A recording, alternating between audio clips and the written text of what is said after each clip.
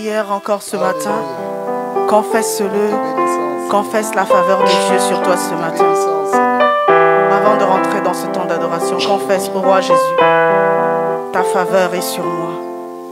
Confesse-le, confesse-le, déclare-le et commence à voir la faveur de Dieu se manifester dans tous les domaines de ta vie. Oh, roi Jésus, ta faveur est sur moi. Oh, roi Jésus, ta faveur est sur moi. Confesse-le, elle est sur ma tête. Alléluia. Oh, roi Jésus, ta faveur, elle est sur moi. Et sur moi. Je le proclame, je le déclare ce matin. Oh, roi Jésus, ta faveur, elle est sur moi. Et sur moi. Oh, roi Jésus, ta faveur est sur moi. Oh, roi Jésus, c'est ta faveur qui me fait exceller. C'est ta faveur qui me fait marcher dans la victoire. Et sur là où les autres ont échoué, moi je réussis à part ta faveur. Oh, roi Jésus, ta faveur est sur moi. Confesse-le encore une fois, oh roi Jésus, ta faveur est sur moi. Oh, roi Jésus, c'est cette faveur qui fait de toi la tête et non la queue. Et sur moi. Ah, c'est cette faveur qui te fait briller au milieu de tes ennemis. Oh, roi Jésus, ta faveur est sur moi. Confesse, c'est tout ce dont j'ai besoin. C'est tout ce dont j'ai besoin. C'est tout ce dont j'ai besoin. C'est tout ce dont j'ai besoin. C'est tout ce dont j'ai besoin. Ce matin, je déclare, j'ai besoin de ta faveur. C'est tout ce dont j'ai besoin. Sur ce projet, j'ai besoin de ta faveur, Seigneur. C'est tout ce dont dans ce combat, j'ai besoin de ta faveur. C'est tout ce dont j'ai besoin. C'est tout ce dont j'ai besoin. Oh, roi Jésus. Oh, roi Jésus, ta faveur est sur moi. Roi Jésus. Oh, roi Jésus, ta faveur est sur moi. Bien-aimé, prends le temps, prends le temps. Merci, Prends le temps de Seigneur. déclarer la faveur de Dieu dans tous les domaines de ta vie. Ta faveur est sur moi. Oh, Je prends bénis le ton temps de Seigneur, déclarer Seigneur. maintenant la faveur de Je Dieu bénis ton Seigneur, dans tout ce Seigneur. que tu traverses. Ta faveur est sur moi. Oh, Seigneur. déclare la faveur de Tes grâces Dieu, sont bien-aimé. sur moi, Seigneur. Tes La grâces faveur sont de sur Dieu. moi, Seigneur. Ta faveur est sur Les moi. portes sont ouvertes Merci, à cause de la faveur de Dieu. Les portes sont ouvertes. Oh, à cause Les du nom portes de sont Jésus, ouvertes. nous sommes distingués. Les portes sont À ouvertes. cause du nom de Jésus, nous sommes cause de toi. favorisés. À cause C'est de le toi, nom Seigneur. qui a été donné À cause pour de nous, toi, Seigneur. le nom au-dessus de À cause tous de les toi, noms, Seigneur. par Merci, lequel nous Seigneur. avons toutes les clés. Merci, Et Seigneur. nous pouvons ouvrir Sois toutes les élevé portes. à jamais. Car c'est lui qui Sois détient les glorifié clés. à jamais. C'est lui Sois qui exalté ouvre à jamais. et personne ne peut fermer. C'est lui qui ferme et personne ne peut ouvrir. Merci. Bien-aimé, ce matin, je te rappelle que tu as le nom de Jésus. Oh, Jésus nous a donné son nom. Au nom de Jésus, tout genou fléchit. Merci, Seigneur. Au nom de Jésus, les murailles s'effondrent. Les murailles s'écroulent. Les montagnes sont déplacées. Au nom puissant de Jésus. Merci, Seigneur. Ah, Sois béni élève à encore jamais. le nom de Jésus ce Sois matin. élevé à jamais. Élève le nom de Jésus ce matin, bien-aimé. Dieu te bénisse, Seigneur. Élève le nom de Jésus Nous ce te matin. élevons, Seigneur. Élève le nom de À Jésus. jamais. Nous élevons ton nom plus haut ce matin. Sois Jésus, glorifié nous à jamais. élevons ton nom. Notre pouvoir, notre puissance se trouve dans le nom de Jésus. Alléluia. Nous aimons ce nom, nous l'adorons ce matin. Nous aimons le nom de Jésus. Sois élevé, Jésus, pour ton nom précieux que tu nous as donné. Il n'y a sous le ciel aucun autre nom qui a été donné parmi les hommes par lequel nous devions être sauvés. Oh, c'est le nom de Jésus. Le nom du seul médiateur entre Dieu et les hommes. Le nom devant qui tout genou fléchit. Le nom devant qui les démons tremblent. Ah, et les situations s'inclinent devant ce nom. Alléluia. Nous élevons le nom de Jésus. Merci Seigneur. Soyez élevé. Élevons ton nom plus haut. Plus haut, plus haut, Nous élevons ton nom plus haut. plus haut, plus haut, plus haut. Nous élevons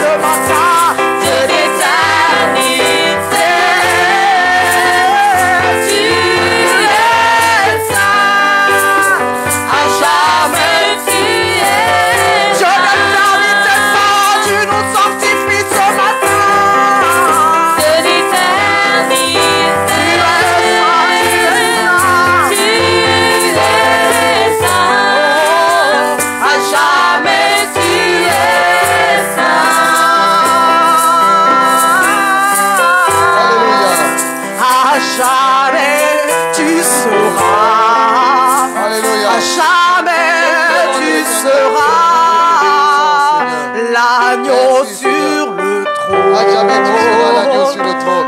L'agneau sur le trône. Je fléchis mes genoux ce matin à Jésus. Jésus, je fléchis mes genoux pour t'adorer, toi seul. Je fléchis mes genoux. Nous disons à jamais tu seras. À jamais tu seras. Jamais tu seras.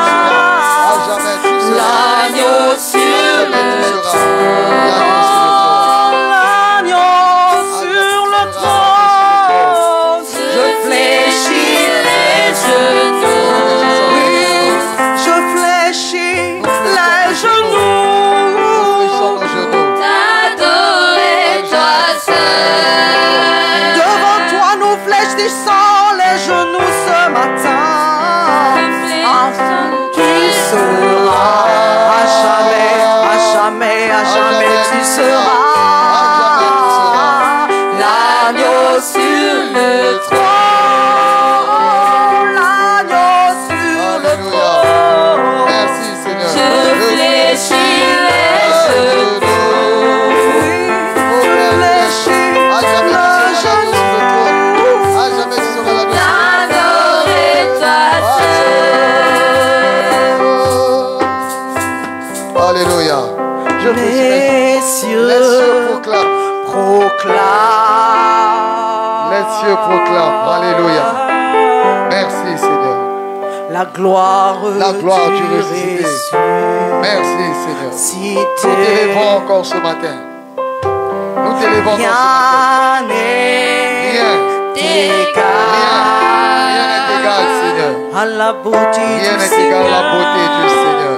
Rien n'est égal à à la la beauté. Rien n'est beauté égal à la beauté du Seigneur. Rien n'est égal à la beauté du Seigneur. Je veux Rien n'est chanter. égal à la bonté du Je Seigneur. veux Je veux chanter. la gloire du Du ressuscité. ressuscité. Raison pour laquelle je veux chanter la la gloire du ressuscité. gloire du ressuscité. L'agneau immolé, l'agneau immolé, nous a rachetés pour Dieu. Nous a rachetés pour Dieu. À jamais, à jamais.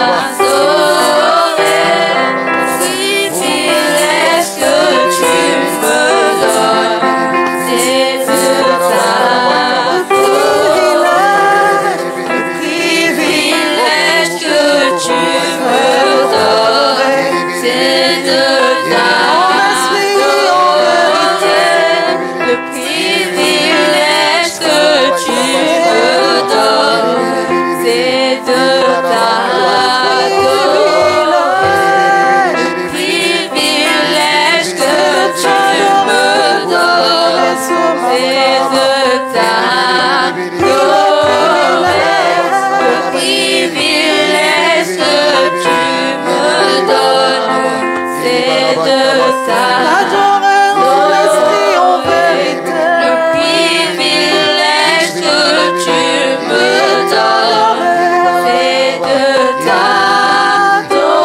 t'adorer. Le privilège que tu me donnes, c'est de t'adorer. Assis dans ta présence, Privilège que tu me donnes, c'est de t'adorer. Le privilège que tu me donnes, c'est de en esprit, en vérité. privilège que tu me donnes, c'est de t'adorer. Le privilège que tu me donnes, c'est de t'adorer. Le privilège que tu me donnes, Privilège que tu me c'est de t'adorer. c'est de t'adorer. Le privilège que tu me donnes, c'est de Oui, le privilège. le privilège que tu me donnes, c'est de Sois béni. t'adorer. Merci, Le Seigneur. privilège que tu me donnes, c'est de Alléluia. Merci, T'adorer ce matin, c'est un privilège pour chacun d'entre nous. Nous te bénissons. Alléluia. Merci, Nous Seigneur. adorons le Père, nous Merci, adorons le Seigneur. Fils, nous Alléluia. adorons le Dieu vivant ce matin. Alléluia. Merci, Seigneur. jërëjëf borom bi cant ñeel na borom bi Que le nom du Seigneur soit béni na turu borom bi barkeel et glorifié à jamais. ñu ndamal ko ba faw Il est Seigneur. moo di borom bi Il est Seigneur. moo di borom bi Il est Seigneur. moo di borom bi Il est Seigneur. moo di borom Et bi nous avons le privilège. te li gën ci ñun te ñu am ko Nous avons le privilège am nañ li gën ci ñun de l'adorer. moo di ñu di ko Nous màggal avons le privilège am nañ li gën ci ñun de le louer. moo di ko cant Et nous avons la joie te itam am nañu de mbégte le louer. di ko cant Nous bénissons le nom du Seigneur ñu ngi barkeel turu borom pour bi votre vie ngir seeni dund et pour votre présence ak seeni teewaay en ce lieu. ci bërëb bile Pour que ensemble ngir ñu nous àndandoo puissions écouter la parole du Seigneur. mën a déglu kàddu yàlla Pour que ensemble ngir ñu àndandoo nous puissions écouter mën a déglu la voix du Seigneur. baatu borom bi Le Seigneur est vivant. borom bi mu ngi dund Il est présent. te mu ngi teew ci suñu Il est biir puissant. dafa am kàttan Puissant pour agir. am na kàttan ngir jëf Puissant pour se manifester. am na kàttan ngir wane Sa boppam gloire est là. ndamam moo ngi Sa fi présence est là. teewaayam moo ngi Toutes fi les fois saa yu ñu que nous nous rassemblons, ñu dajaloowee le Seigneur Jésus est là. borom bi Yeesu mu ngi teew Le Seigneur Jésus est là. borom bi Yeesu mu ngi Il est teew là pour parler. mu ngi fi teew ngir wax ak Il est ñun là pour agir. mu ngi fi teew ngir jëf Il ci est là ñun pour répandre des grâces. mu ngi fi ngir wàccee ay mayem De répandre de grâce. mu ngi fi ngir wàccee ay mayem Alléluia. cant ñeel na Et borom le bi Seigneur nous a donné cette parole te borom bi jox nañu kàddu gi pour le cette année 2024. ngir atum 2024 bi Et ñu que ne nous avons couru avec cette parole. te daw nañu ànd ak kàddu gi On a marché avec cette parole. dox nañu ànd ak kàddu gi Et, Psaume chapitre 113. ci téere Sabuur téeméer ak fukk ak ñett De la poussière, ci pënd il retire le pauvre. fa lay génnee ki ndóol Du fumier, waaye ci mbalit il relève l'indigent fa lay yëkkatee ki ñu doye pour les dal faire asseoir ngir mën leen a taaj avec les grands ñu toogandoog ñu màgg et ñi avec les grands de son ñu peuple. màgg ñi ci askanam Il donne, moom mooy joxe il donne mooy joxe une maison mooy jox kër à celle qui était ki stérile. nga xamante ne daa jaasiroo Alléluia. cant ñeel na borom bi Alléluia. cant ñeel na borom bi Alléluia. cant ñeel na borom bi Alléluia. cant ñeel na borom bi Au psaume chapitre 113, ci téere Sabuur téeméer ak fukk ak du ñett verset 7 au verset 9. ci aaya juróom-ñaar jàpp aaya Et juróom-ñett c'est cette parole que le Seigneur nous a donnée pour cette année 2024. te kaddu gi ñu borom bi jox ngir atu 2024 Et bi on a pris cette parole jël nañu kaddu gi le et l'histoire de Joseph. ak coowal Yuusufa Et l'histoire de Joseph. ak coowal Yuusufa Et Joseph te Yuusufa ci qui boppam était retiré, moom mi ñu génnee retiré moom mi ñu génnee de la poussière, ci pëndu de la haine, kiñaan de la méchanceté, pënduk soxor de l'esprit de mort. rawaanu dee Et le Seigneur l'a fait asseoir te borom bi teg na ko mu toogandoog avec les grands, ak ñu màgg ñi avec les grands, ak ñu màgg ñi avec les grands, ak ñu màgg ñi avec les grands. ak ñu màgg ñi Oh, alléluia. ah cant ñeel na Et borom bi alléluia. cant ñeel na Et nous borom allons bi continuer maintenant. te danañu wéyal Nous allons léegi continuer avec cette parole. danañu wéyal ak kàddu gi le Continuer avec cette parole. danañu wéyal ak kàddu gi Et le le Seigneur va agir. te borom bi dina daal di Et il va jëf continuer à se manifester dina daal di wéy di wane boppam dans ta vie et dans ma vie. ci sa dund ak sama dund Il va se manifester dina wéy di wane boppam dans ta vie et dans ma vie. ci sa dund ak sama dund Alléluia. cant ñeel na borom bi Que le nom du Seigneur soit béni na turu borom bi barkeel et élevé à ñu jamais. yëkkati ko ba faw Merci Seigneur. jërëjëf borom bi Excusez-moi, j'arrête d'abord le micro là.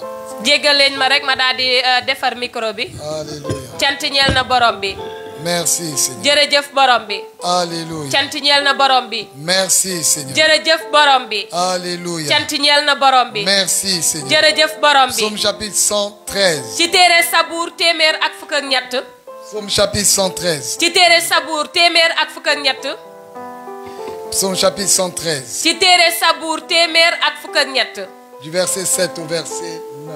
ci aaya juróom-ñaar jàpp aaya juróom-ñeent Psaume chapitre 113. ci téere sabuur téeméer ak fukk ak ñett Du verset 7 au verset 9. aaya juróom-ñaar jàpp aaya Et juróom-ñeent ça donne à tout le monde l'occasion te daal dina may ñépp d'ouvrir dans vos Bibles, vous regardez cette parole. ñu ubbi seeni téere daal di xool kàddu gi Et nous lisons ensemble. te nañu àndandoo jàng De kàddu la yàlla poussière, ci pënd il retire le pauvre. fa lay génnee ki ndóol Du fumier, waaye ci mbalit il relève l'indigent fa lay yëkkatee ki ñu doye dal pour les faire asseoir ngir mën leen a taaj avec les grands, ñu toogandoog ñu màgg avec ña les grands de son ñu peuple. màgg ña ca askanam Il donne mooy joxe une maison kër à celle qui était stérile. ki jaasiroon Il en fait mooy kay daal di def mu doon une mère joyeuse yaay ju ànd ak au mbégte milieu de ses enfants. ci digg njabootam Louez l'Éternel. cant leen aji sax ji Louez l'Éternel. cant leen aji sax ji Alléluia. cant ñeel na borom bi amee Alléluia. na cant ñeel na borom bi Aujourd'hui, bésu tey bi nous allons nous concentrer danañu daal di taxaw sur le verset 9. ci aaya juróom-ñeent Il donne mooy daal di joxe une maison kër à celle qui était ki stérile. nga xamante ne moo jaasiroon Il en fait moo koy def mu doon une mère joyeuse yaay ju ànd ak au mbégte milieu de ses ci enfants. digg njabootam Louez l'Éternel. cant leen aji sax ji Louez cant l'Éternel. leen aji sax De la ji poussière, ci pënd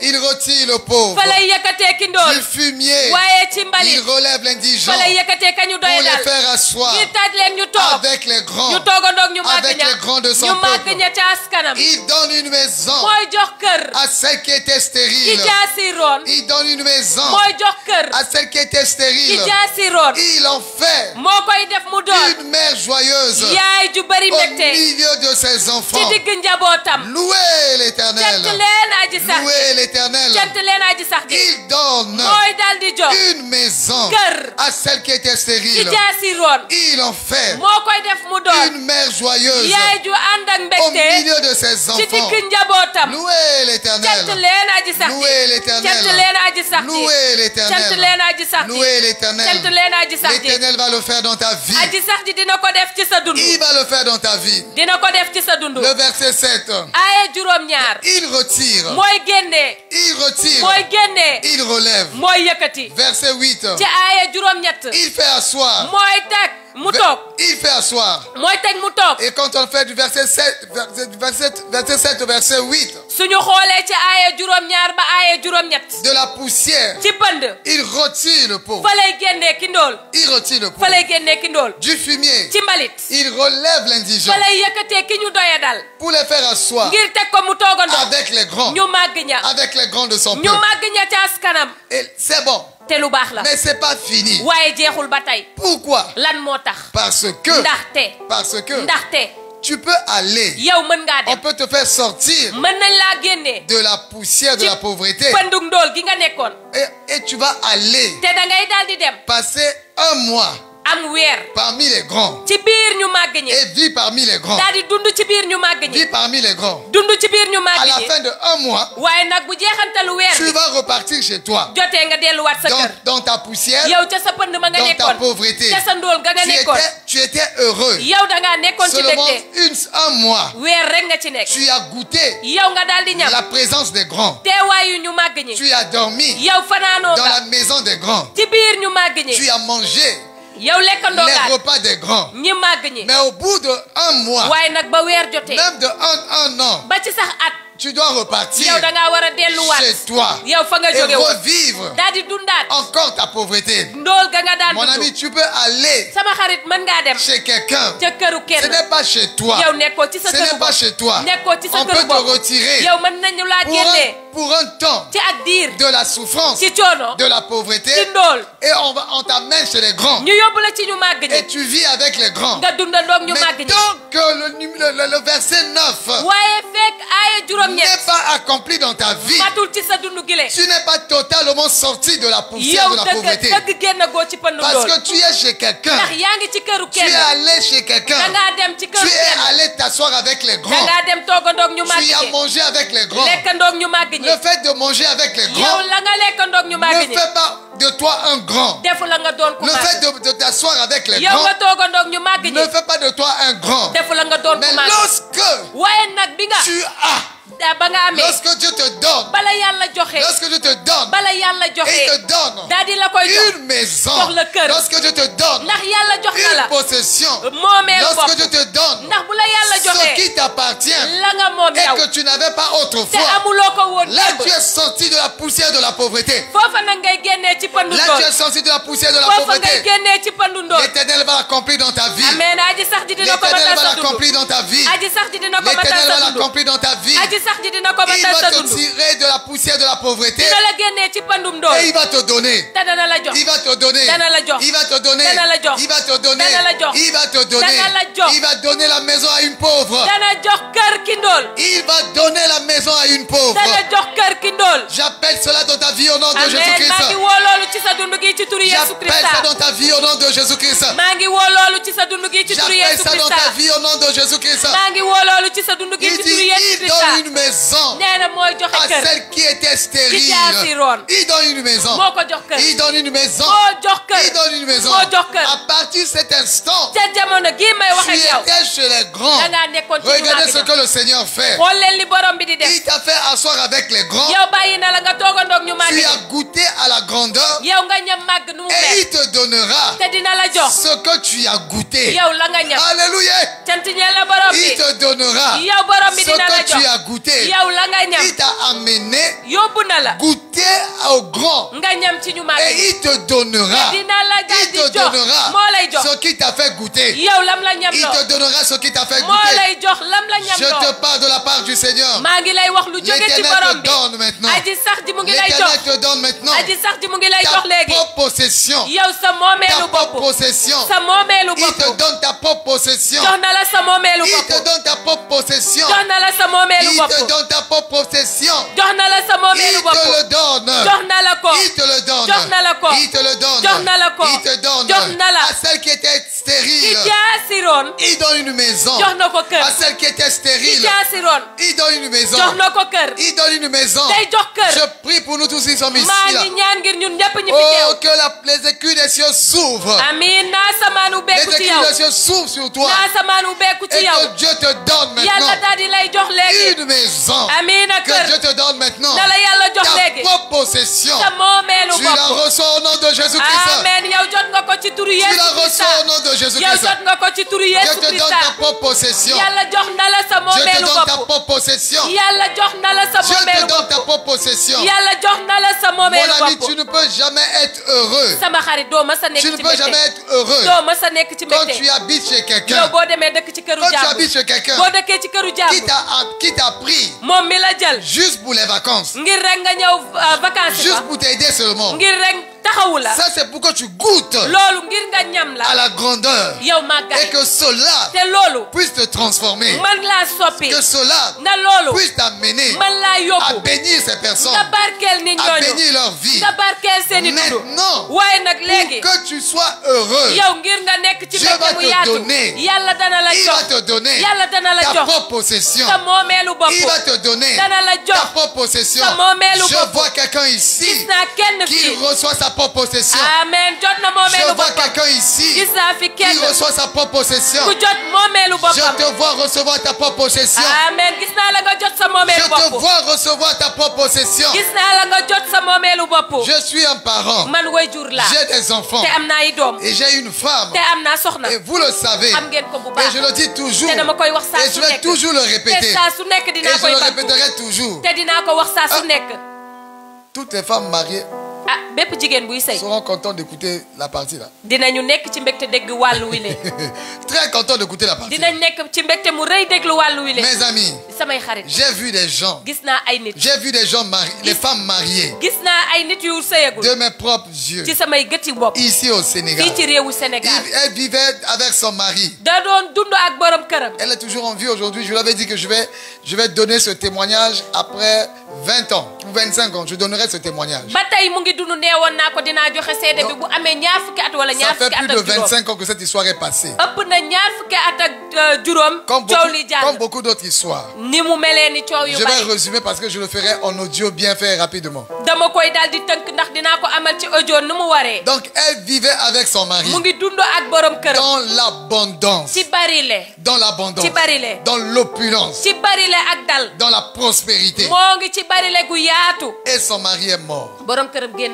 Son àddina mari est décédé. borom këram génn àddina Et les parents sont venus. ay wayjuru borom këram ñëw La belle-mère, la maman du mari qui est décédé est arrivée. goroom bu jigéen daal di ñëw Et dès qu'elle est arrivée, ba mu agsee ci kër gi elle a commencé à dire, daal di tàmbalee naan j'étais là, moi-même j'étais là. man ci sama bopp maa ngi teew li ma leen di wax lu ma Il dit, fekkee la mettez-moi le prix sur chaque objet de la maison ici. mu daal di nag tàmbalee wax nag ci jumtukaay bu nekk ci kër gi Ce fauteuil, vous l'avez acheté combien? mu ne ko fauteuil bi ñaata ngeen ko C'est jëndee environ quand? Mettez le prix là. mu ne ko njëg lii laa ko jëndee mu ne ko bindal ma njëg li Cette voiture, ça a été combien? mu ne ko oto bi ñaata nga ko jëndee Mettez le prix là. mu ne ko bindal ma njëg li Je foofu vais tout vendre. lépp laay jaay Elle est rentrée dans la chambre de son fils, du défunt, mu daal di dugg ci biir néegu doomam bu góor avec boobu cette femme. ànd ak soxnay Elle a doomam dit, ji toutes les vestes qui sont là, daal di xool nag lépp luy veste bu fa wekke ça, woon ça sera vendu. mu ne ko lii dinaa ko jaay Ça sera vendu. lii dinaa ko jaay Vestes, ensemble, cravate. Il y a des hommes qui aiment les habits. Hein. am na Ils aiment ay les habits. góor yoo xamante ne dañoo bëgg solu bëgg seen bopp Tout a été mis les prix là-bas. lépp loo xamante ne rek nekk na fa ni yëre rek def na fa njëkk Tout a été mis, on a mis les prix partout. lépp la ñu def njëkk li Frigo, matelas, muy congélateur, frigo tout. matelas congélateur Les lépp lu nekk assiettes, ci kër tout on a mis les prix. lépp luy war a nekk ci kër rek lépp rek def nañ ca njëkk Et elle est allée voir. mu daal di dem seeti Tellement qu'elle est forte. Elle a compris qu'il y a un réseau ici. Il y a un système ici au Sénégal, à Dakar. ndem jàmbaar la woon na xamoon na ne am na kuréel gu nekk fii ci réewu Sénégal ci Ndakaaru Quand tu veux vendre tout ce qu'il y a chez toi à la maison, yow soo bëggee jaay lépp lu nekk ci sa biir kër on appelle ça à Dakar, là-bas, c'est le magasin. Hein, le magasin. Tu vas au centre-ville, on appelle ça le magasin. ca dëkk ci biir dëkk bi boo fa duggee am na Là, magasin, on appelle ça magasin en ville là-bas. Au am magasin. na foo xamante ne nag fa la ñuy jaayee lépp Vers Fédère, vers Fédère. mu nga ca booru Fedeem Tu vas là-bas, yow da nga fay il y a dem il y a des gens qui vendent beaucoup de choses. am na ay nit yu fa nekk di jaay mbir yu baree bari Ils vont venir. te dañuy daal di Quand ñëw vous les amenez, boo leen andee lui, il va tout acheter à la maison. moom li nekk ci kër gi Et yépp da koy mën a il jënd met dans un véhicule, il part avec ça. teg ci oto daal di dem Et pour aller revendre en ville. Là. ngir dem jaayaat ko ci dëkk Et bi c'est ce qui s'est passé. Elle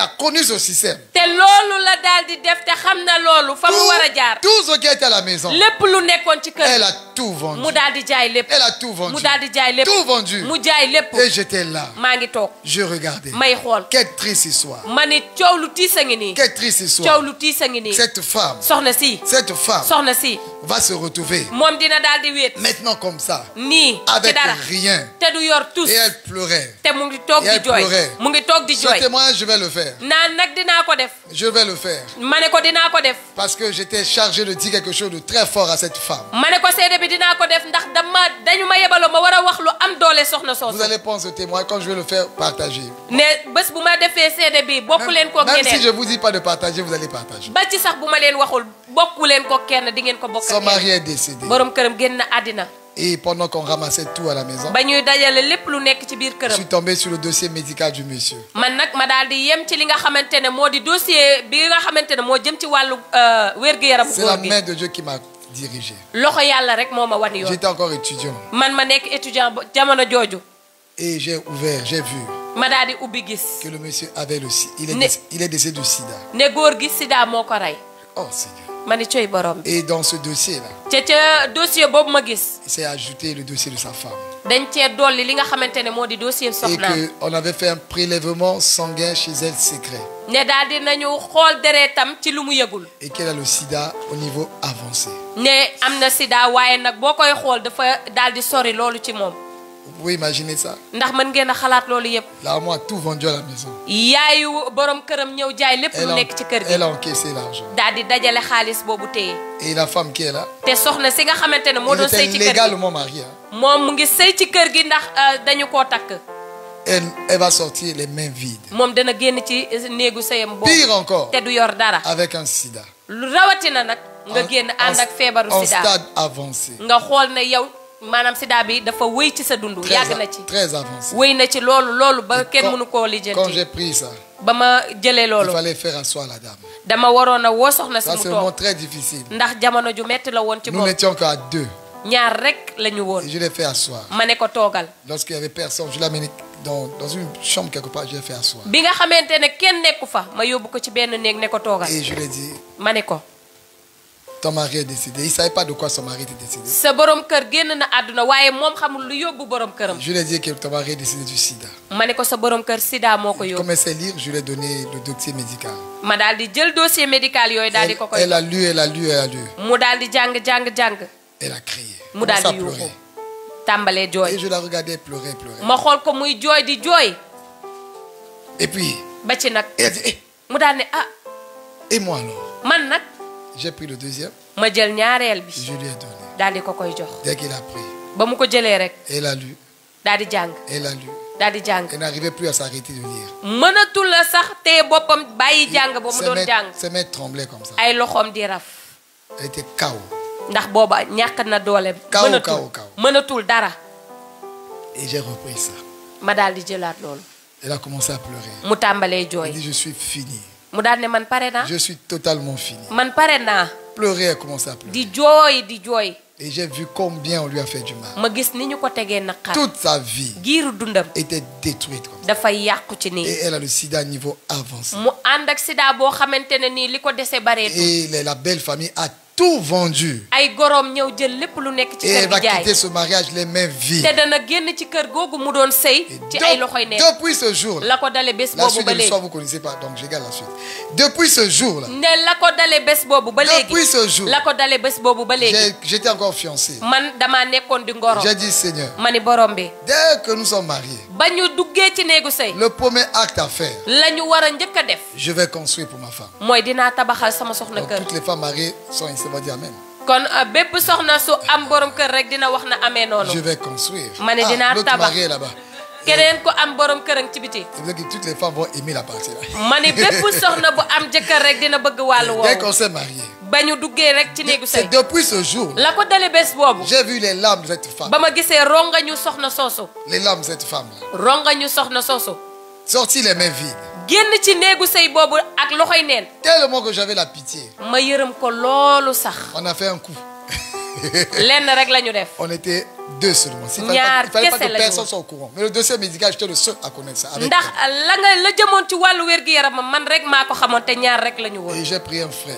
ma daal di jël sama benn Il est mbokkum toujours góor ici au Sénégal. ba tey mu ngi fii ci réewu Sénégal Et on a, vers 3 heures du matin, ñetti waxtu ci xaaju guddi lorsque la belle-mère, la famille, bi nga xamantene ay gorom on voyait qu'ils sont en train de dormir. Mais non, ils dormaient là. gis nañu ne ñom ñu ngi nelaw. On a parlé aux voisins de côté. ñu wax ak dëkkandoo bi ñu dendeel. Ils avaient maison à étage. ñom seen kër étage la woon. On a dit aux voisins d'à côté. ñu ne dëkkandoo bi ñu dendeel. Nous sommes des jeunes. ñun ay ndaw lañ. Allez-y voir la dame là. dem leen ngeen seeti Qui a soxna si. perdu son mari. bi ñàkk borom Parlez kër. avec elle. waxtaan Et leen j'ai ak dit à la dame, dis aux voisins mani soxna si waxal dëkkandoo bi. que ces gens là ne nit yi feront tomber des choses dinañu daaneel ay mbir. au milieu de la nuit là-bas. ci digg guddi gi Tu es fii. une femme comme moi. yow soxna nga ni man. Je suis perdu. Comme nga ne ko damaa réer. ça. Dis seulement à ces gens. waxal rek nit ñooñu li Et ma ça la a wax. été fait.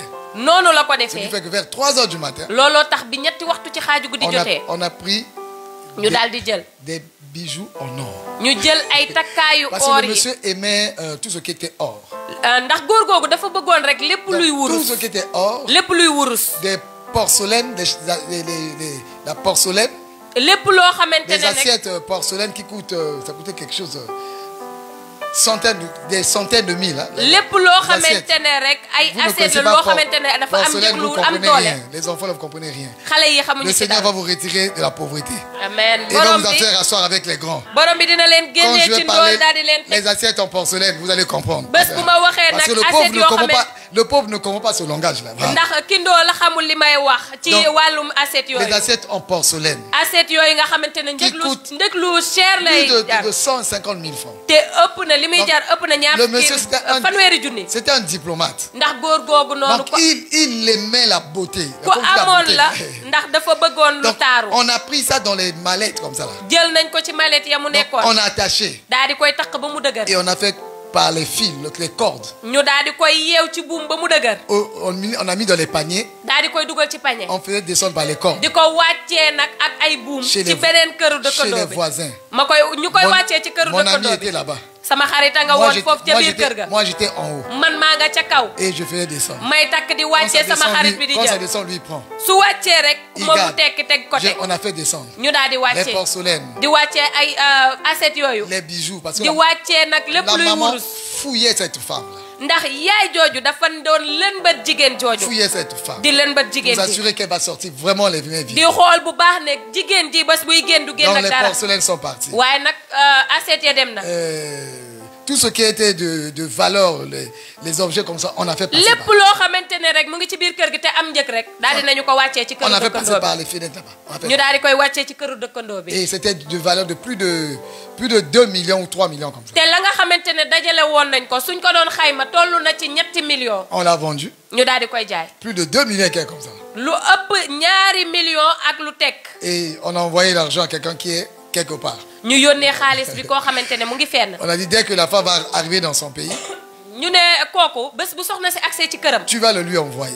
bu accès ca réewam rek Et yónnee ko. malheur à toi waaye nag musiba ci yow. si tu ne l'envoies pas. boo ko yónneewul Donc xaalisam. on a envoyé plus de 2 millions de francs CFA kon am dajale nañ lu ëpp ñaari millions ci suñu xaalisu réew. pour donner à cette femme, ngir jox ko soxna soosu. pour qu'elle ne sorte pas les mains vides. ngir mu bañ a génn ci kër googu Pour ak qu'elle ne loxoy puisse pas neen. vivre ce sort. ngir mu bañ a dund musiba boobu ñu tegoon ci ce ndoddam. sort-là. mu bañ a dund Et c'est musiba boobu ñu teg depuis ci ce ndoddam. jour-là, depuis la ce ko jour, dale bés boobu j'ai ba dit, fii may wax ak Seigneur, yéen. Seigneur. ma ni borom bi Je suis marié. damaa am soxna. La mère de mes enfants. sama yaayuy doom. Et si je ne suis pas là, man su ma fi nekkulee. on va la traiter comme rien. ñu bëgg koo jàppee ne ku tekkiwul On va dara. la chasser comme ça. daal di koy dàq. Elle va faire de nombreuses années avec moi. dina nekk ay ati at ak man. Et une fois que je ne suis pas là, te bés bu ma fi elle est nekkatul. maltraitée. ñu koy teg ay daan. Moi, j'ai une seule condition. man lenn rek laa am. Tout le monde le sait ici. te ñëpp xam nañ ko. Ce que je t'ai donné, mooy li ma la jox. ce que je t'ai construit. man li ma la dabaxal. Aucun homme, kenn ci doomi aadama. même si je meurs, ba ci sax bu ma deewee. aucun homme, kenn ci doomi aadama. s'il arrivait que je te remarie, su demee ba nga amaat borom kër. aucun homme peut vivre là-bas. benn góor du fa dëkk. Aucun homme peut dormir là-bas. benn góor du fanaan ca sama kër. Aucun homme. benn góor. Si même la première nuit, il ba débarque, ci sax guddi gu njëkk gu mu wàccee ci sama kër. le sommeil qu'il verra. nelaw ya muy gis. Il verra des cercueils, des cercueils, des dana cercueils. gis ay keesu néewi keesu néewi keesu néew. Au milieu de la nuit, il va sursauter. ci diggu xaaju guddi gi Il dana va tëb. sortir cette maison dana tëb génn ca kër googu. immédiatement. ca daar. Parce que c'est la sueur de mon front. ndax man sama ñaq laa fa def. C'est la sueur de mon front. sama ñaq laa Et fa j'ai def. donné pour ma femme ma daal di taxawal ngir sama soxna et pour mes enfants. ak samay doom. J'ai donné pour ma femme, on acclame parce que le tata devient à caméra. Voilà. J'ai donné pour ma femme et pour mes enfants. dama ko taxawal ngir sama soxna ak samay doom. Ça doit respecter ma volonté. te la ma moom danañ ma ko Pas un cëralal. autre homme va venir là-bas.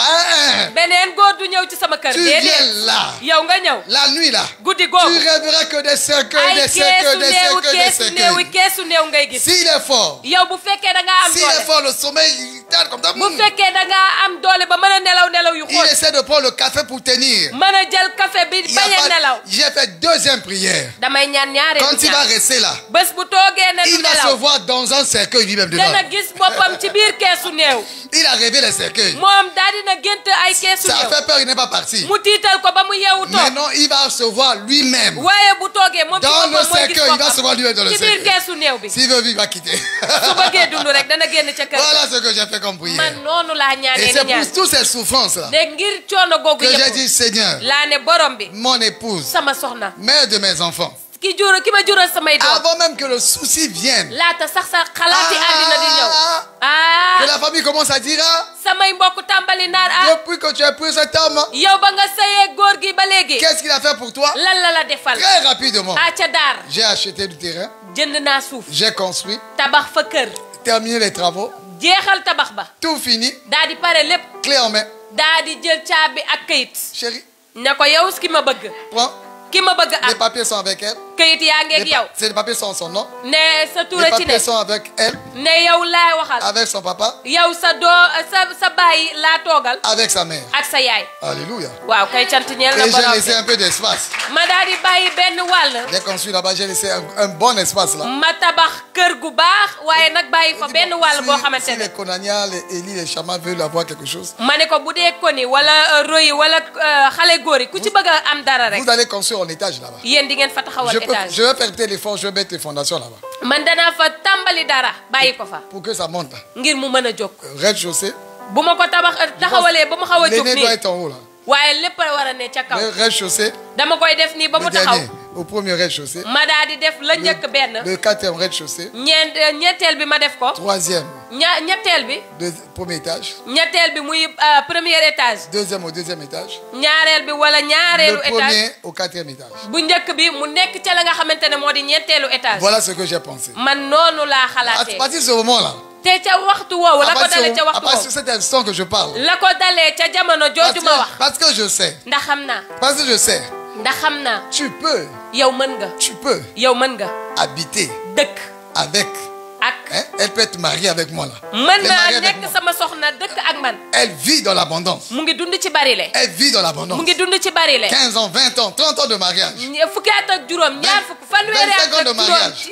ci sëy. Elle est dans l'abondance. ñeent fukki at mu nekk ci bari Elle le. a côtoyé les grands. moom daal dina gisante ak On ñu est parti au màgg. séminaire, maman pasteur, on court derrière elle. Maman dem pasteur. nañoo benn Et séminaire on ñuy te dem fait ci rentrer, ginnaawam on te suñu fait asseoir yaay. avec les grands. daay nga toogandoog ñu màgg Tout ñi. le monde prend ta Bible là, tout le monde avec toi. ñëpp jël sa téere ñëpp ànd ak Là, yow. tu es assis avec les grands. yaa ngi toogandoog ñu màgg Tu ñi. es assise avec les grands. yow toog nga ak ñu màgg Mais ñi. tant que tu n'as pas, waaye fekk amuloo. tant que tu n'as pas fekk amuloo. ta propre possession, yow sa moomeelu bopp. tu es visiteur. yow da nga nekk Ça ne seetkat. t'appartient pas. moomuloo ko. Tu as seulement goûté. yow da ngaa ñam Tu as rek. seulement goûté. Da ngaa ñam Mais ce rek. que Dieu veut pour toi, waaye li la yàlla Dieu veut bëgg. te donner. yàlla da laa bëgg Dieu a veut jox. te donner. yàlla da laa bëgg a Dieu jox. veut te donner. yàlla da laa bëgg a Dieu jox. veut te donner. yàlla da laa bëgg a Dieu jox. veut te donner. yàlla da laa Dieu bëgg a veut te jox. donner yàlla da laa bëgg a ta jox. propre maison. këru Dieu bopp. veut te donner yàlla da laa ta bëgg a propre jox. possession. sa moomeelu Tu bopp. reçois ta propre possession au nom de amen Jésus-Christ. yow jot nga sa moomeelu bopp ci turu Yeesu Tu reçois Christa. ta propre possession au nom de Jésus-Christ. yow jot nga sa moomeelu bopp ci turu Yeesu Christa. Là, je pense que vous avez compris maintenant. fii xalaat naa ne am Parce que ngeen le dégg-dégg niveau bu ici, baax ci li ma bëgg a Il y a jàngale. des enfants et un mélange, donc tout le monde peut comprendre la ndax parole. am na ay xale ñu boole lépp ñëpp du ñu am dégg-dégg. Je fais beaucoup d'efforts pour que la majorité comprenne. maa ngi jéem lépp lu ma mën ngir la ca ëpp daal di mën a am dégg-dégg. Je résume encore. ma daal di dellu Pour tënk. Psaume chapitre 113, ci téere Sabuur téeméer ak fukk ak ñett. là où je vais à la conclusion. man fa may dem ngir Je jeexale. résume personne. man damay daal di jël. Regarde.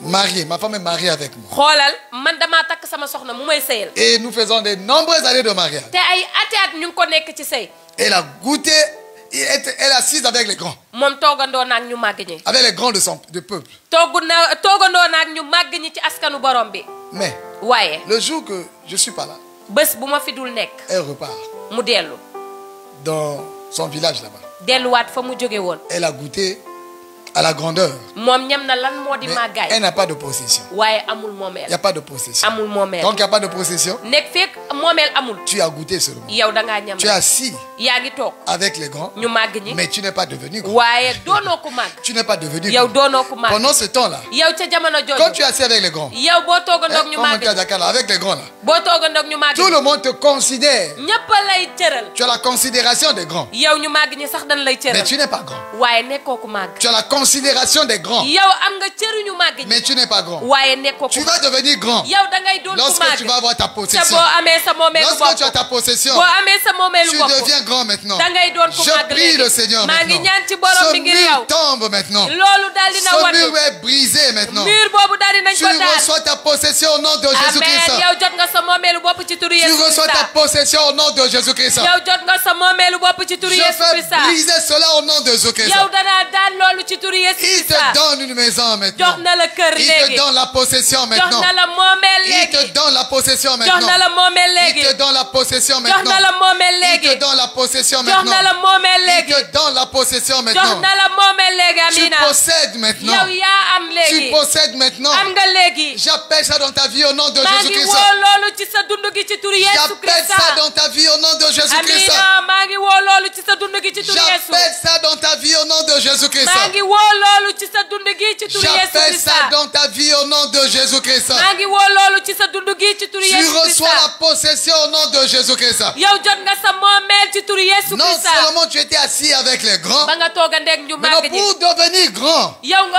war a tu doon dois ku avoir la màgg. possession. yow da ngay am sa Pour moomeelu devenir bopp. grand, ngir nga doon tu ku dois avoir la màgg. possession. da ngaa war a am sa Parce moomeelu bopp. que si tu es assis avec les grands, ndax boo toog a ndoog ñu màgg ñi. les grands t'ont accepté. ñu màgg ñi Et nangu la. quand le grand qui t'a accepté, yow ki màgg kooku nangu la. il n'est pas là, bu fi on nekkul va te mettre à la porte. dan lay teg ca Parce biti. que tu es là seulement ndax yaa ngi fi parce ndax qu'un grand t'a accepté ku màgg la fi pour nangu. que tu sois là. ngir nga Mais dekk quand fi. lorsque ce grand n'est plus là, waaye nag ku màgg kooku bu les fi autres vont te nekkatul. mettre dehors. doomi aadama yi Mais ca quand biti tu as lañ la lay teg. possession, waaye ndéem da ngaa am personne ne moomeel. te mettra kenn dehors du la génne. parce que tu es un grand Amen. Ndax et ku màgg tu as la la. possession. ndax am nga sa Je moomeelu vois bopp. quelqu'un ici. gis naa fi kenn. Je te vois, mon ami, gis naa la sama xarit. t'asseoir avec les grands amina nga toog a ndoog ñu et màgg ñi. avoir ta propre possession au nom de am sa Jésus-Christ. moomeelu bopp ci turu Yesu Je Christa. te vois t'asseoir avec les grands gis naa la nga toog a et ndoog je ñu vois màgg ñi. Dieu te donner. te gis naa yàlla Et jox la amina. il te donne. te mu ngi lay jox. Je te donne maintenant. moo ngi lay jox Je te léegi. donne maintenant. yàlla ngi lay Je jox te léegi. donne maintenant. yàlla ngi lay jox Je te léegi. donne maintenant. yàlla ngi lay jox Je te léegi. donne maintenant. yàlla ngi lay jox Je te léegi. donne maintenant. yàlla ngi lay jox Je te léegi. donne maintenant. yàlla ngi lay Je jox te léegi. donne maintenant. yàlla ngi lay Je jox te léegi. donne maintenant. yàlla ngi lay Je jox te léegi. donne maintenant. yàlla ngi lay Les jox léegi. enfants, Dieu vous donne maintenant. yéen tout tànk yi yàlla ngi leen di Les jox enfants, léegi. Dieu vous donne maintenant. yàlla ngi leen di jox léegi. Dieu vous donne maintenant. yàlla ngi leen di jox Dieu léegi. vous donne maintenant. yàlla ngi leen di jox Dieu léegi. vous donne la possession. yàlla jox na leen Dieu vous moomeel. donne la possession. yàlla jox na leen moomeel. Dieu vous donne la possession. yàlla jox na leen Au moomeel. nom de ci Jésus-Christ. turu Yesu Christa. Il y a une règle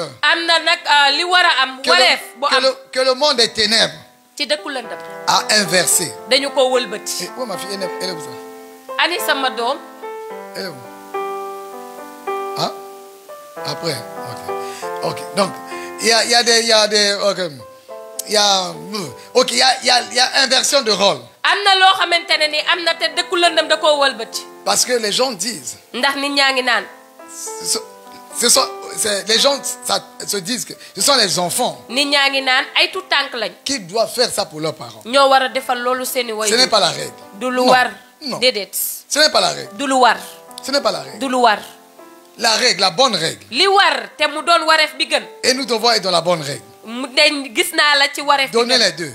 nga joxe ñaari. La bonne règle, la règle principale, muy wareef bi gën te wareef bi war a jaar yoon. c'est aux parents mooy wayjur de yi. donner un héritage à leurs enfants. ñoo war a yëkkati ndono jox seeni doom. C'est aux parents de wayjur yi ci laisser boppam. un héritage à leurs enfants. ñoo war a jël ndono bàyyee Donc ko seeni doom. de donner à leurs enfants. yëkkati jox De seeni doom. donner un héritage valable à leurs enfants. yëkkati ndono gu war nag jox ko Pour seeni leur doom. permettre de courir plus vite que eux. ngir may leen seeni xel gën a gaaw. Donc je prie pour toi maintenant. waaye nag maa ngi lay Pour tous ñaanal. ceux qui sont enfants. ngir képp ku nekk tout Je tànk. prie pour vous. maa ngi leen di Le ñaanal. Seigneur vous donne. borom bi jox leen. Vous donne jox leen. les parents ay qui waajur vont vous donner votre héritage, yu leen di jox seeni qui ndono vont vous amen bénir, yu leen di pour barkeel que vous amen puissiez avancer plus vite, ngir ngeen gën a mën a pour wéyal que vous puissiez aller plus loin. ngir ngeen gën a sori Je le déclare sur ta vie au nom de Amen. Jésus-Christ.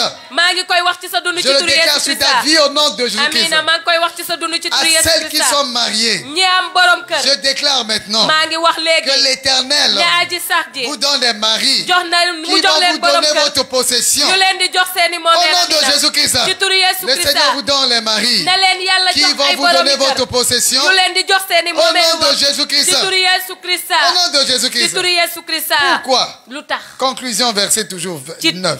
tënk ci aaya juróom-ñett ba Il tey donne une maison à celle qui était stérile. mooy jox kër ki jaasiroon Il en fait une mère joyeuse. def ko mu doon yaay ju bari mbégte Une mère joyeuse def ko mu doon yaay au ju bari milieu de mbégte ses ci enfants. digg njabootam Louez l'Éternel. Cant leen aji C'est sax ji. lorsque tu as la possession yow boo amee sa que moomeelu tu bopp deviens joyeux. boobaa ca ngay nekk ca mbégte amee C'est na lorsque tu as la possession yow boo amee sa que moomeelu tu bopp deviens joyeux. yow bu boobaa ci mbégte Que tu ngay ne deviens joyeuse. yow ci mbégte ngay Que tu ne deviens joyeuse. yow ci mbégte ngay ne L'insécurité va te lâcher. lépp loo xamante ne nii Tant rek que tu n'as pas la possession, lu bon la dalay bàyyi Tu fekk vis- amuloo moomeel tu vis toujours quelque part avec de l'incertitude. yaa ngi dund fenn ak ñàkk kóolute Tu vis toujours quelque part avec un peu de l'insécurité. yow yaa ngi dund fenn ak musiba Maintenant, le Seigneur va te donner waaye léegi borom bi ta dina la propre jox possession. sa moomeelu Ta bopp propre possession. Sa Et moomeelu tu seras bopp. cette femme joyeuse. te di nga nekk jigéen ju mbégte googu Écoutez, mes amis.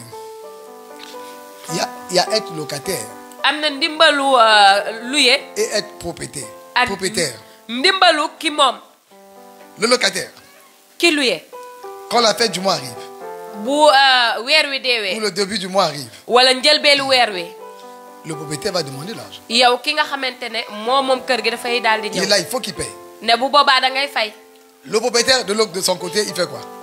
waaye nag ki moom kër gi ci wàllam moom lan mooy waree La fin du mois, weer wi wu deewee il est content moom mu ngi ci mbégte que mu l'argent rëy. va rentrer. ndax xam na ne dañu koy fay Le locataire, waaye nag ki luye il est stressé kooku maanaam mu parce qu'il ngi doit payer. jaar yoon wu nekk ndax xam na ne daa war a fay Le propriétaire, waaye nag ki moom il est content. moom day nekk ci Il veut me mbégte rapprocher les jours. Hein. day bëgg rek bés yi daal di Il veut gaaw que la fin du mois arrive très vite. Le 5 day arrive. bëgg weer wi di gaaw a gaaw a Le gaaw 5 arrive très très vite. Il veut ça là. mu gaaw a gaaw da koy bëgg Parce qu'il va encaisser. ndax bu boobaa xam na ni moom parce day qu'il va jot encaisser. xaalis day jot xaalis Et le locataire, waaye nag ki nga xamante ne moo il luye est stressé parce qu'il doit faire sortir moom l'argent. maanaam mu ngi jaar yoon wu Maintenant, ne quand ndax tu xam na es- ne weer wi dee na day Quand fay tu es propriétaire, waaye nag soo moomee sa tu kër as la joie. yow da ngay nekk ci Tu as la joie. da ngay nekk ci Tu as la joie. da ngay nekk ci Tu as une très grande joie. yow mbégte mu Tu rëy n'as ngay pas am. les mêmes sentiments. yow amoo benn Tu yëg-yëg n'as pas bi les mêmes sentiments. du benn Le yëg-yëg bi sentiment de locataire, yëg-yëgu ki tu luye l'as pas. yow amuloo Parce que ko tu as ta maison. ndax am nga sa këru Tu as bopp ta propre maison. am nga sa këru bopp Tu as ta possession. yow yaa ngi ak sa Tu as ta moomeel possession. yaa ngi ak sa moomeel Tu as ta possession. yaa ngi ak sa Et tu moomeel es tranquille. te yow yaa ngi ci sa Je jàmm prie le Seigneur maa ngi maintenant. ñaan ci borom Tu bi ngir vas yow rentrer dans cette tranquillité au yow nom di de nga Jésus-Christ. dugg ci jàmm jooju ci turu Yeesu Tu vas Krista. rentrer cette tranquillité au nom de Amina Jésus-Christ. di nga dugg ci jàmm jooju Tu ci vas avoir turu ta Yeesu propre possession au nom de di Jésus-Christ. nga am sa moomeelu bopp ci turu C'est ce Yeesu que le Seigneur va faire dans ta vie. loolu la borom bi di Et def ci cela sa va, dund le Seigneur va te rendre heureuse. te borom bi dina la jox mbégte L'Éternel va te rendre heureuse. moom ci boppam dina la jox L'Éternel va mbégte te rendre heureuse. aji sax ji dina la Je jox prononce mbégte cette parole. maa ngi wax kàddu gi la L'Éternel te rendra une mère heureuse. aji sax ji dina la def nga Au doon milieu de yaay ji tes bari enfants. mbégte Au ci milieu sa de digg tes njaboot enfants. ci sa digg Au njaboot milieu de tes ci enfants. sa digg njaboot Tes enfants t'ont connu dans la say difficulté. doom xam nañ la ci li ngay dund Tes enfants t'ont connu dans la souffrance. say doom xam nañ la ci coono gi Tes nga enfants t'ont nekkee connu dans la souffrance. say doom Tes enfants t'ont connu dans la difficulté. Maintenant, ils finiront. Bois, ça te donne j'ai la stratégie. Pendant que je fais une longue phrase, ça te donne le temps de boire. Voilà. Donc, tes enfants t'ont connu dans la souffrance, dans les difficultés. Maintenant, les jours arrivent où tes enfants vont te connaître une mère joyeuse. Au nom de Jésus-Christ. say doom xam nañ la nga dund ci coonoog naqar waaye bés a ngi ñëw nga dund ci mbégte mu rëy say doom xamee la ko ci turu Yeesu On est joyeux comment? Au milieu de quoi? nan la ñuy nekkee ci mbégte ak ci digg lan la ñuy nekkee ci On est mbégte joyeux où? ci digg fan la ñuy nekkee ci On est mbégte joyeux où? ci digg fan la ñuy Dieu nekkee de ci ses mbégte enfants. ci sa digg La njaboot raison pour laquelle je dis, c'est la Bible déjà qui dit ça. téere bi moo ko wax Ta téere bi di kàddu plus yàlla grande richesse, ce sont tes enfants. sa alal ji nga gën a bëgg Ta mooy plus say grande doom richesse, ce sont tes enfants. sa alal ji gën a rëy mooy say doom Ce sont tes enfants. mooy say doom Donc c'est au milieu de tes enfants kon ci sa digg njaboot que tu dois te réjouir. yow ca ngay nekkee Et ci quand on veut mbégte te détruire, waaye bu ñu la bëggee yàq il détruit ta joie, dañuy yàq sa même au mbégte présent de tes ba enfants. ci sax sa teewaayu njaboot Il détruit seulement ton enfant. dañuy yàq rek sa doom Il t'a détruit. yàq na la Il t'a détruit. ki lay bëgg a yàq Quand bu Dieu veut yàqee te sa doom yàq bénir, na la bu lay au bëggee barkeel milieu de tes enfants, ci sa digg njaboot tu te réjouis au milieu de tes enfants. yaa ngi nekk ci mbégte ci Tu sa digg vois tes njaboot enfants heureux. nga gis sa doom yi ñu Tu nekk vois ci que tu as mbégte laissé un héritage à tes nga enfants. gis ne yow liggéey nga Tu ba vois bàyyi que ak say tes doom enfants dono ont réussi. nga gis ne say doom Tu tekki vois nañ que tes enfants avancent. nga gis ne say doom a ngi Tu wéyal es seeni dund joyeux yaa ngi ci mbégte parce que Dieu t'a béni. ndax yàlla Ta barkeel na la bénédiction te sa a barke touché toute ta famille. laal na sa Et njaboot tu es dans la joie yaa ngi ci mbégte au milieu de tes ci sa enfants. digg njaboot Tu partages cette joie yow bokk nga ak au sa milieu de njaboot tes enfants.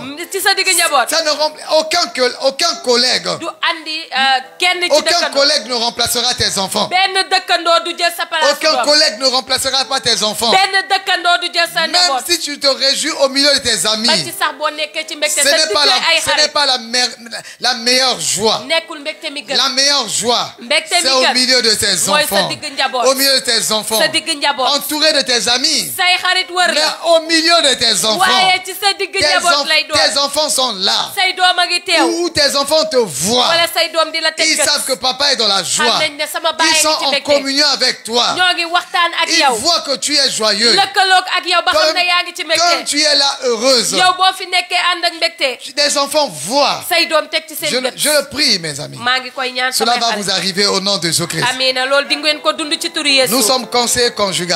ñun dañoo nekk ñuy xelalaate ci seen i Vous allez néegu sëy toujours voir que j'ai tendance à aller vers le mariage parce que c'est ça Dieu m'a appelé à ça aussi. di ngeen gis ne saa su nekk damay dem ci wàllum sëy ndax yàlla ca la ma woo ma liggéeyal ko Les enfants sont bénis xale yi dañoo barkeel quand ils voient bu ñu gisee papa, ne wayjur bu Maman. góor wayjur bu jigéen ils sont sortis. ñoom génn nañu On va revenir. dinañ dellu si waat Papa et Amen. maman sont sortis. gis nañ ne yaay ak baay génn nañ Ils sont allés se balader. dem nañ doxantu Ils ont dit à vous les enfants, vous restez. ne ah xale yi toog leen fi tey dañuy On génn va courir le football. dañuy daal di daw Jude, on va football courir avec Jude dans tout le quartier. yi jur danañu daw wëndeeloog moom ci koñ bi Les yëpp enfants sont contents xale yi dañuy nekk lorsqu'ils ci voient les mbégte parents sont heureux. suñu gisee seeni ñaari wayjur Lorsqu'ils déggoo voient les ci parents sont mbégte heureux, bu ñu gisee seeni Même ñaari quand vous wayjur allez, déggoo ci mbégte vous allez au restaurant, ngeen dem resto sax vous avez laissé les enfants. bàyyi seeni Les doom enfants sont contents. xale yi ñu ngi ci mbégte même bu ñu dem Psychologiquement, ndax nan dans leur tête, ci seeni xel ils sont heureux ñoo ngi ci mbégte parce qu'ils voient. ndax gis nañu Ils voient qui? gis nañu On a kat dit une mère. dañ ne yaay Oh Seigneur.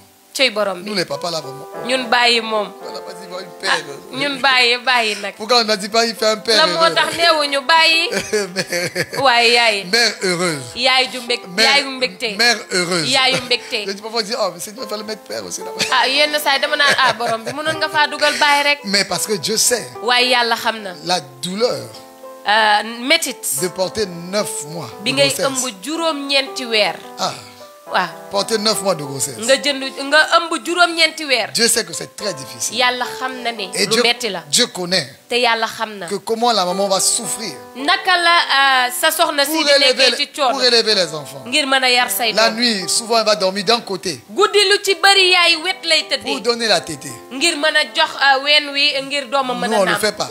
ñun duñ ko Les def nuits sont coupées comme ça. Là. ay guddeem dagg na ci lu Elle bëree dort bëri un œil ouvert seulement. waaye nag génn Pour gët regarder rek a l'enfant. ubbeeku Les ngir mu couches, mën a les saytu ci couches, doomam les habits, di repasser. defar di ko Ça- kuus ça- di on fóot peut di même pas- paase on peut même pas imaginer ça. mënuñoo sa xalaat lépp On lu peut même yaay pas di daj imaginer ça. mënuñoo xalaat lépp lu Raison pour yaay di laquelle quand daj je vois un enfant looloo tax bu ma gisee manquer doom du respect aux parents globalement di ñàkk a cërali way juram et à une mère, waaye yaay je dis mais c'est comment ça? ma ne luy mooy lan Je dis c'est comment ça? lii mooy lan Maman, yaay mais on touche pas. yaay duñu ko laal On touche pas. yaay duñu ko laal Maman, yaay mais on s'incline. waaye yaay dañuy sukk Je vous ai dit maman, on fait quoi? nee naa leen yaay lan la ñuy def Va là-bas, demal fële va m'acheter le gaz. dama jëndali ma gaz Oh maman, pourquoi c'est toujours moi? ah yaay lan moo tax man rek maa war a dem Mais tu fais quoi? Tu vas. waaye lan ngay def yaa ngi bañantu waaye yaa ngi dem yaa ngi bañantu waaye yaa ngi dem Maman, on bouge moi, maman, pourquoi c'est toujours moi? yaay dañuy bañantu rek Hier c'était moi. démb man nga yónni Aujourd'hui encore c'est moi. tey tamit man nga yónni waat ah yaay yow tamit nag yaay daal di jël rek yenu gaz bi yaay nag. Prends ton gaz là maintenant. daal di dem ñëw ne ko yaay jëlal sa gaz. Voilà. waaw kay. Mais on dit pas maman. waaye duñ ne Je yaay n'irai pas. man dew ma maa lànk. On fait pas ça. déedéet. L'enfant, même en boudin. xale même booy bañantu di C'est mer. quand tout va laver yaa les ngi jooy di assiettes. dem. Va laver les assiettes. dama raxas na bi nga jël yaa ngi bomb di bomb. Hier, c'était moi. yaa démb man maa Aujourd'hui raxas. encore, c'est moi. waaye tey man maa raxasaat. La moto, clac, clac. sa yaay na yow lay waxal. Ne casse pas mes assiettes là-bas. yow demal nga jëlali ma ndab yi. Ne casse pas mes assiettes là-bas. yow dama raxas ndab yi. Fais doucement. defal naan. Tu n'aimes pas bien rester. Reste encore. lenn ko lenn waat ko mu Il ne naan faut pas ouvrir le robinet. man maa ubbi robinet waaye koy ubbi ba mu Passe sës. la facture d'eau. yow xalaatal yow facture bu mu ñëwee wàññil ndox mi mu L'enfant fait comme ça. waaye noonu la. Il n'y a pas de robinet, c'est la vie normale. amul looy bañ loolu mooy li jaar Mais la yoon. vie anormale, waaye la nga c'est xamante de ne dire jaarul non, je ne yoon le fais pas. mooy nga taxaw ne sa yaay Et defu tu ko ne le fais pas. te doo ko def. Parce que la joie d'une mère, ndax mbégte wayjur la joie bu d'une jigéen mère, mbégte c'est wayjur au bu jigéen milieu de ses mooy si enfants. digg njabootam. Quand une femme est bénie, yow boo ma bëggee c'est barkeel au milieu de ses enfants. ci sama digg Donc njaboot. ton papa traite bien maman. waaye bàyyi bés bu Tous les yoree yaay enfants yor bu sont rafet heureux. bépp doom day Quand nekk la ci maman mbégte. est heureuse, bu yaay nekkee ci mbégte tous les enfants sont xale heureux. yëppay nekk ci mbégte Complètement heureux. nekk ci mbégte Quand la maman est sécurisée, su yaay nekkee ci tous jàmm les enfants sont en sécurité. xale yëpp a ngi ci Tous jàmm les enfants sont en xale sécurité. yëpp a ngi ci jàmm. Je prie le Seigneur maa maintenant. ngi ñaan ci Tu borom vas bi te léegi. réjouir. Amiin, Tu di nga vas nekk être ci une mère mbégte. joyeuse Di nga nekk au yaayu milieu de mbégte. tes enfants au nom ci de sa digg Jésus-Christ. njaboot ci turu Yeesu Au milieu de tes enfants, ci sa digg tu vas njaboot être une mère joyeuse. di nga nekk yaayu C'est mbégte. une parole prophétique. kàddug C'est bataaxal une la parole prophétique. kàddug bataaxal la C'est dur, metti na mais c'est la parole du Seigneur. waaye kàddu borom bi Et quand Dieu le dit, te su ko yàlla waxee beaucoup rek de personnes peuvent dire, ah, nit ñu bari mën nañ est-ce que moi un jour, ndax man bés je serai une mère joyeuse danaa nekk yaayu mbégte au milieu de mes ci enfants? sama digg njaboot Est-ce qu'un jour je serai une mère joyeuse ndax bés dina ñëw ma nekk yaayu au mbégte milieu de mes enfants? ci sama digg njaboot Lorsque je préparais, Dieu m'a donné ce message. bi ma yàlla joxee bataaxal bi Je devais prêcher l'histoire de Joseph. dama waroon a waare ci coowal Yusufa Chapitre, Genèse chapitre 50. ci téere njëlbéen saar ñeent fukk ak juróom-ñeent aaya juróom fukk. Mais le Seigneur le Saint-Esprit m'a dit, Psaume 113, verset 9. waaye xel mu sell mi nee na ma téere Sabuur téeméer ak fukk ak ñett aaya juróom-ñeent. Mais je te dis, mon ami, waaye ma lay wax sama tu peux te xarit regarder. mën ngaa Tu dis, xool mais est-ce que je serai une mère joyeuse nga ne ndax dinaa doon yaayu mbégte au milieu de mes enfants? ci sama digg njaboot. Est-ce que je serai une mère joyeuse ndax bés dina ñëw ma doon yaayu au milieu de mbégte mes enfants? ci sama digg Est-ce que njaboot. je serai cette femme joyeuse? ndax dinaa nekk soxna su Au mbégte milieu de bu mes ànd ak enfants. mbégte googu ci sama Au digg milieu de mes njaboot. enfants. ci sama digg njaboot. Je vous dis toujours, mes amis, ma leen di wax saa su ça nekk c'est samay la xarit. clé de l'enseignement. loolu moo di caabi jàngale Sur gi le mariage, ci sëy. c'est la base. loolu mooy tàmbali bi. Quelques cas exceptionnels, lenn rek lu ci wute. en cas de danger seulement. mooy rek musiba bu Et souvent je amee. dis, c'est lié aux filles seulement. lu ci bëri rek dafa lëkkaloog Mais en jigéen. règle générale, waaye la la war base, te jaar yoon mu di tàmbali bépp mbir. tu dois souffrir yow da ngaa war a ne ci coono avec tes enfants. ak say doom. Même si c'est rien. Ba ci bu dul dara. Même si tu n'as rien. ba ci boo amul Même si tus. tu habites quelque part, c'est tout petit. ba ci sax fi nga dëkk lu Ou tuuti la ou maanaam c'est comment? fu xat la. Reste avec tes enfants. desal nga nekk Parce que ce sont ak say ces doom. enfants-là ndax doom yooyu. que Dieu va changer leur histoire. ñoom la yàlla di soppi seeni coow Ils ëllëg. seront les Joseph de ta vie. amen dinañ nekk ay Yusufa Et ci ils sa te dund. rendront une mère te joyeuse. dinañ la def nga doon Et ils yaayu te mbégte rendront une amee mère joyeuse. dinañ la def nga doon yaayu Tu mbégte. peux pleurer aujourd'hui. mën ngaa jooy Mais tey. demain, tu seras une mère joyeuse au milieu de tes enfants. suba di nga doon yaay ju bari Je le mbégte ci déclare sa sur ta njaboot. vie au nom de Jésus-Christ. amina maa ngi koy wax ci sa dund Le gi ci Seigneur turu va Yeesu. accomplir ce miracle dans ta borom vie. bi dina matal kéemtaan googu ci sa Pour dund. beaucoup de mères, c'est loin.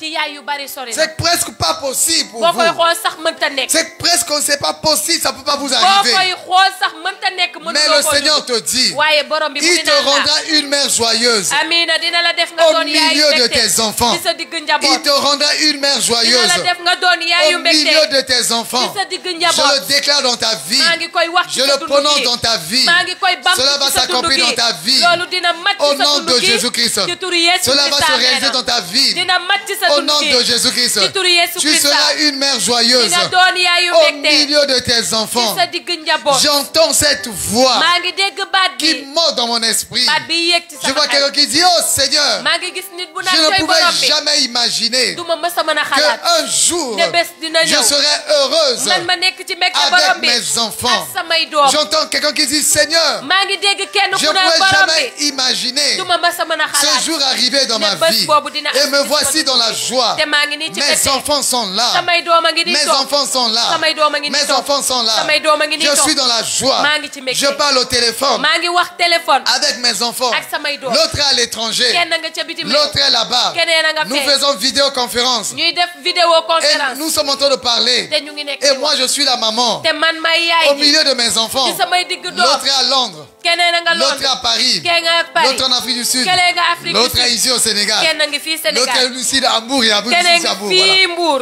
Et tu es là. yaa ngi toog Tu as tous les enfants par-ci par-là. yaa ngi yor say doom Et yi ils, sont, nekk ci àddina bi ils ont réussi. ba pare tekki Tu es dans la joie. yaa ngi ci Tu mbégte es bu une rëy. mère joyeuse. yaay ju bari Au mbégte milieu nga de tes enfants au nom de Amina Jésus-Christ. ci sa digg njaboot ci Cela turu va Yeesu s'accomplir dans ta Christ. vie au nom de Jésus-Christ. Amina loolu dina mat ci sa Cela dund va gi ci turu s'accomplir Yeesu dans ta vie Christ. au nom de Jésus-Christ. loolu dina mat ci sa dund gi ci Même turu Yeesu si tu Christ. pleures ba ci aujourd'hui, booy wax tey tu pleures aujourd'hui, yow yaa ngi jooy mais tey tu seras une mère joyeuse au milieu waaye de di tes nga enfants. doon yaayu bu ju bari mbégte ci sa digg C'est njaboot Dieu qui va le faire. yàllaay ki koy Il a def dit, Amina il donne une maison à celle qui était stérile. nee na jox na kër ki nga xamante ne moo jaasiroon Il en fait. def na ko mu Donc doon il va faire kon cela. dana def Il loolu va ci yow t'amener à son niveau. dana la yóbbu ca Et tolluwaay il en woowu fait une mère te joyeuse def na ko mu doon yaay ju milieu bari de tes mbégte enfants. ci digg au njabootam milieu de tes enfants. ci digg Mon njabootam ami, mon ami, mon sama ami. xarit sama Tu xarit sama es une xarit mère joyeuse. yow yaay ju bari Au mbégte milieu nga de tes Amina enfants. Amina ci sa Au digg milieu de njaboot tes enfants. ci sa digg njaboot Tu vas demeurer une mère joyeuse au milieu de tes Amina yow enfants. di nga sax doon yaay ju bari mbégte ci sa digg njaboot Alléluia. cant ñeel na borom bi Chez toi à la maison, yow ci sa biir les kër sourires vont monter. ay ree danañu ko Chez jox toi à la maison, ca sa biir les kër rires vont ay monter. xaxataay Chez danañu toi ko à la jox maison, yow ca sa tu biir vas kër dire à tes enfants, yow di nga ne say doom louez l'éternel. cant leen aji Louons sax ji l'éternel. nañu cant aji Il sax nous ji a fait traverser des moments difficiles. moo ñu jaarale ci yoon yu metti jox ñu Nous ci ndam étions comme Joseph. dañoo meloon ni Yuusufa La haine des amis, Ki des ñaanu xarit frères et des sœurs. ci ki ñaanu mag ak yu góor ak yu jigéen On nous a jetés dans la citerne. sànni nañ ñu ci teen On nous a vendus. jaay nañ ñu 2 fois vendus. jaay nañ ñu ñaari On yoon nous accusait faussement tuumaal nañu ñu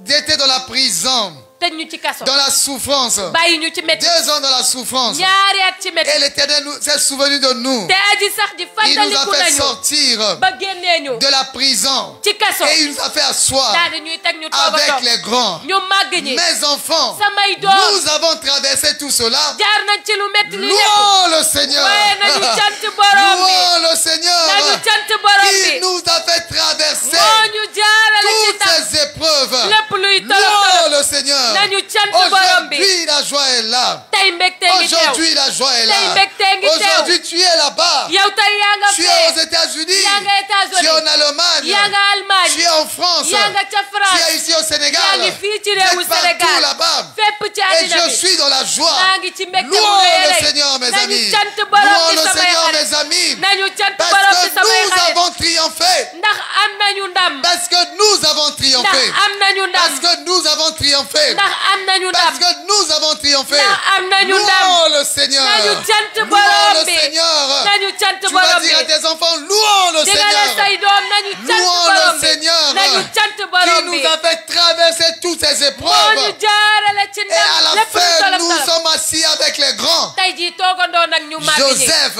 Yusufa avait sa propre maison, këru boppam la amoon propre ville. këru boppam En dëkku Égypte, boppam il avait sa propre ville. ca Égypte am na fa dëkku boppam La ville de Joseph. mu di dëkku La Yusufa ville de Joseph. dëkku Sa Yusufa propre ville. dëkku boppam Mais à la fin, Joseph a dit, waaye nag ca mujjantal ga Yusufa nee na toutefois, saa yu ma je suis ici, nekkee fii dans un pays étranger, ci réew mu ma xamul chez moi.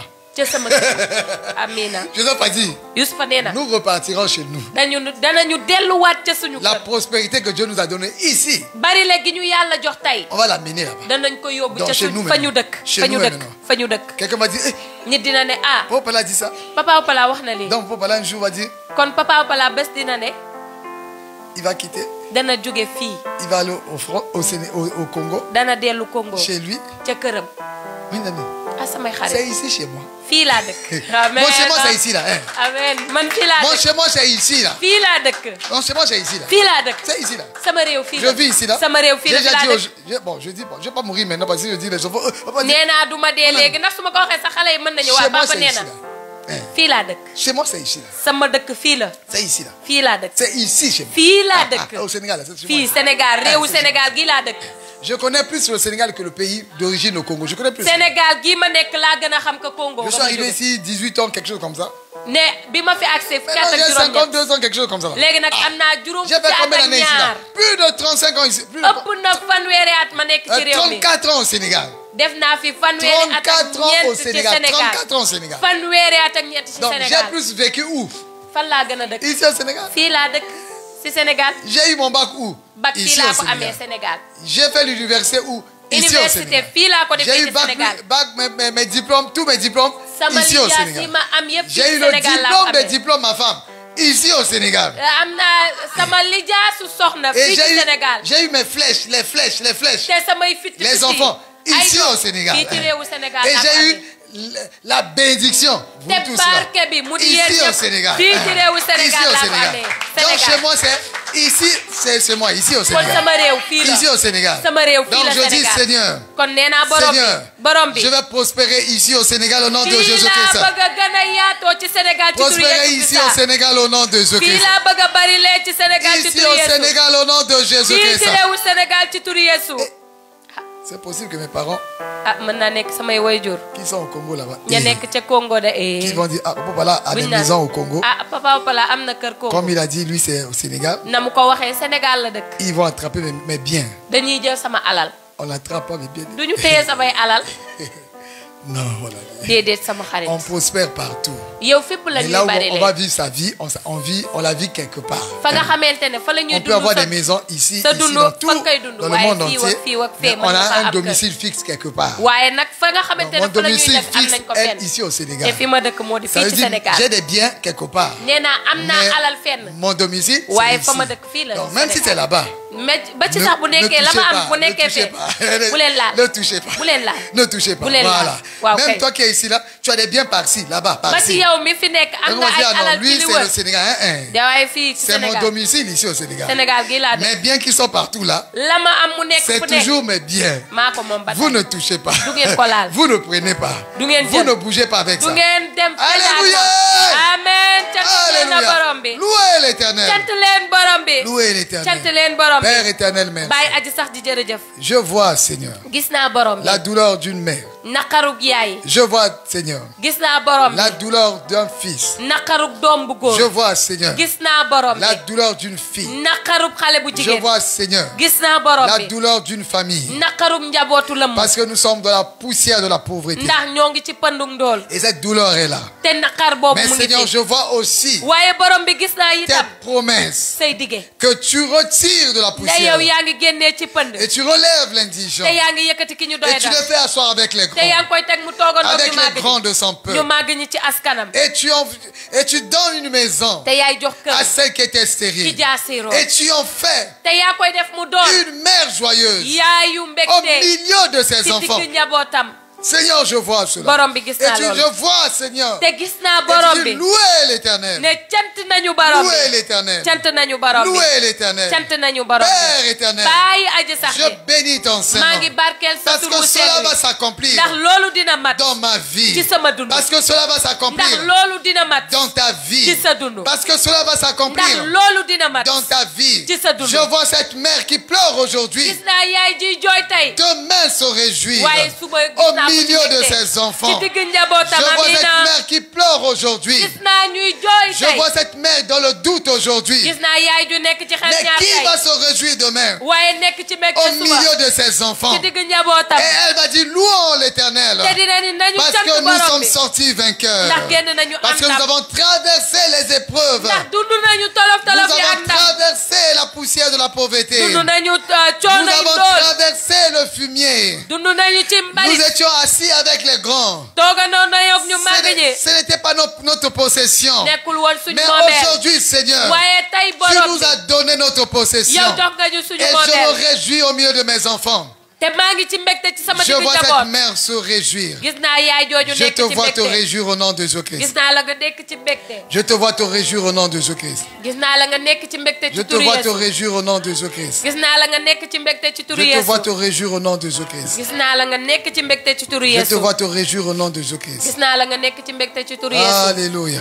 cant ñeel na Je vais borom bi lire ce verset premièrement en français et après tu vas interpréter à la suite. dinaa jàng aaya bile ci kàllaamay nasaraan kese bu ma ci jógee ñu jottali ko ci Je kàllaamay lis kocc un verset. benn aaya laay jàng Toi tu vas dire ça en voulant faire. man dinaa ko bantu ci kàllaamay kocc Et nous tous on dit Amen. ñun ñépp ñi ci des ñu àndandoo ne amee C'est la noonu prière finale. C'est une déclaration. ndax kàddu la gu ñuy wax mu jóge ci kàddu yàlla Nous tout le monde va dire Amen. ñépp dina ne Donc, na amee Psaume noonu chapitre 113 du verset 1 au verset 7. ci téere Sabuur téeméer ak fukk ak ñett aaya juróom-ñaar ba juróom-ñeent Cette parole, kàddu gi elle devient ta parole. mu doon sa kàddu amee Cette na parole, kàddu gi elle devient ton histoire. doon na sa coow Cette parole, kàddu gi elle devient ton histoire. doon na sa coow Elle devient ta vie. doon na sa dund Tu marches dans cette direction. yaa ngi dox ci yoon woowu Tu marches dans cette direction. yaa ngi dox ci yoon Chaque woowu jour qui passe, bés bu nekk di tu as yàlla pris ce chemin. yow jël nga yoon Tu prends wi ce chemin. yow jël nga yoon Le psaume wi 113, ci yoonu téere Sabuur du téeméer ak fukk ak du ñett verset 7 au verset 9. ay juróom-ñaar ba Tu prends juróom-ñeent ce chemin. yow jël maintenant. nga yoon woowu Tu marches sur ce chemin. yaa ngi dox ci Et yoon tu vas woowu y arriver. te da nga àgg Tu y avances là-bas. te yaa nga Tu wëyal vas y arriver. te da nga àgg De la poussière, il retire le pauvre. Du fumier, il relève l'indigent. ci pënd fa lay yëkkatee ki ndool waaye ci mbalit fa lay yëkkatee ki ñu doye dal Je recommence encore. En français, moi, mais dès que je termine la phrase, Amen. Donc je reçois. Amen, ça dit je reçois. Ou Amen. Voilà. Alléluia. amen Bon, je fais je coupe ça. Je coupe et vous dites Amen. Alléluia.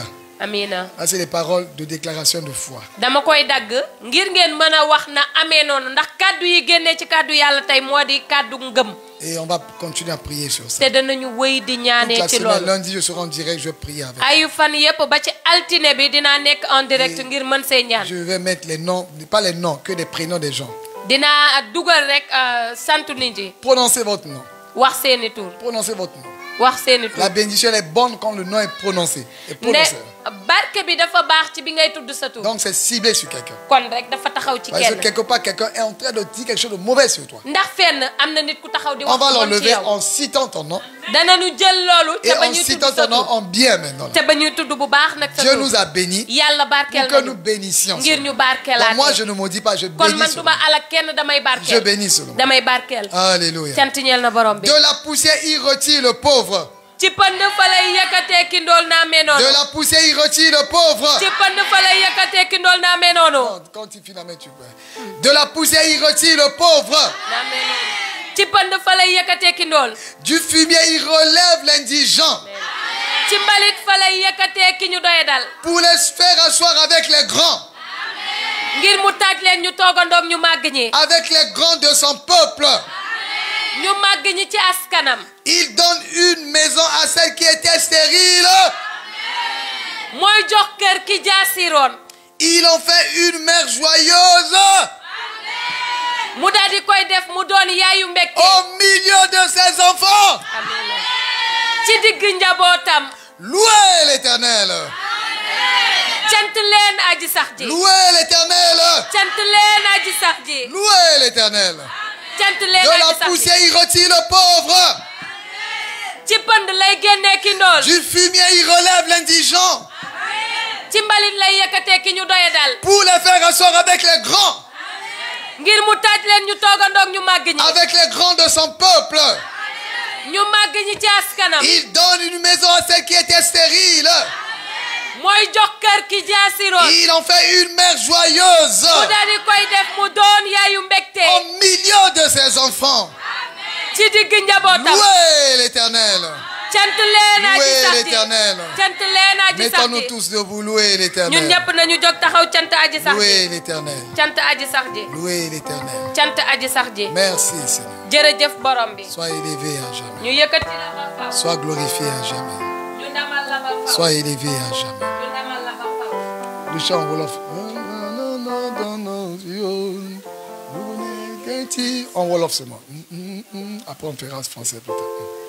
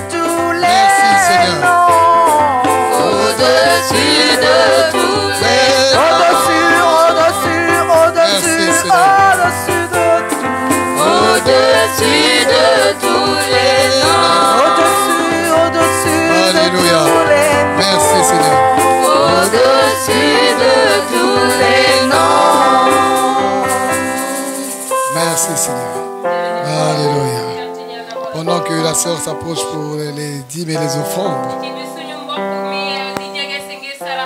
Vous pouvez passer juste les annonces. À partir de ce jeudi, jusqu'au au dernier jeudi du mois de décembre, nous commençons le temps de jeûne et prière. Donc ça, après ce jeudi jusqu'au prochain jeudi, ça fait 7 jeudis. Pour préparer l'année 2025. Dans la prière. Et donc on commence à jeûner à partir les adultes, pas les enfants qui vont à l'école.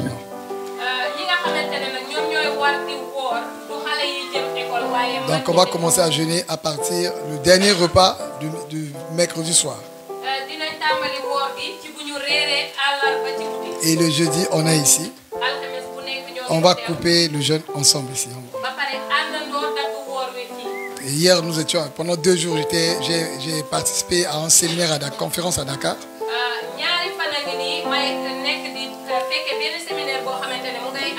Donc merci pour vos prières, merci pour la patience, l'accompagnement, tout le monde. Et c'est là-bas, j'ai intervenu, j'ai apporté la parole là-bas aussi.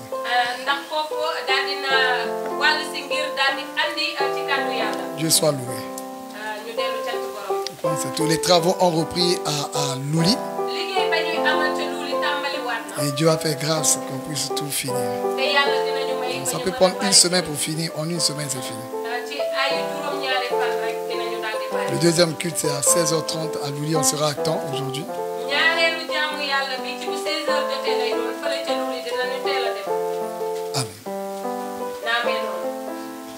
Amen. Nous bénissons le Seigneur pour sa parole. Nous allons à présent préparer nos offrandes. Et comme d'habitude, nous mettons les offrandes en toute discrétion dans les enveloppes. Avant d'élever la voix et prier pour nos offrandes. Et puis les mettre dans le panier. Prions pour nos offrandes. Père, au nom de Jésus, nous bénissons ton Saint-Nom et te rendons toute la gloire. Seigneur, ce matin encore, nous voulons t'adorer autrement au travers de ces offrandes que nous venons déposer dans ta maison. Et nous prions au Seigneur Dieu de gloire, Papa, que ces offrandes soient utilisées pour l'œuvre de ton ministère et l'avancement de ton royaume. Pour bénir, Seigneur Dieu de gloire, Papa, tous ceux qui sont dans le besoin. Pour faire du bien aux veuves et aux orphelins. Au nom puissant de Jésus. Seigneur, bénis l'œuvre de nos mains et que jamais le pain ne manque dans nos maisons. Continue, Seigneur Dieu de gloire, Papa, à venir à notre secours, quel que soit, Seigneur Dieu de gloire, Papa, les situations que nous traversons, au nom puissant de Jésus-Christ. C'est dans le nom de Jésus que nous avons prié. Amen. Amen, amen, amen. Amen. Merci, Seigneur. Alléluia. Merci, Seigneur. Alléluia. Sois béni. Alléluia. Merci, Seigneur. Il relève l'indigent pour le faire asseoir avec les grands de son peuple. Adonai de la poussière il retire le pauvre.